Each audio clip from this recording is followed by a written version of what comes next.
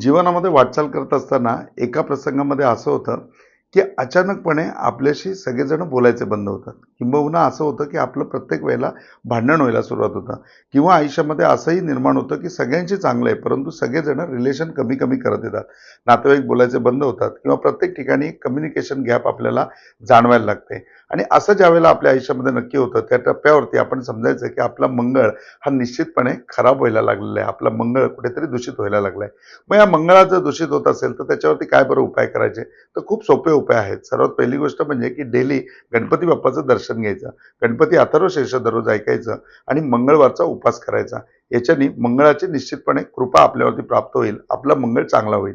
या व्यतिरिक्त मंगळाचं पवळं म्हणून रत्न येतं. ते पवळं रत्न आपण शरीरावरती धारण केलं तर निश्चितपणे आपला मंगळ सुव्यवस्थित स्थितीमध्ये येऊ शकतो आणि निश्चितपणे तो सुव्यवस्थित स्थितीमध्ये आला तर आपल्याला त्याचा लाभही होऊ शकतो. ओम साईराम.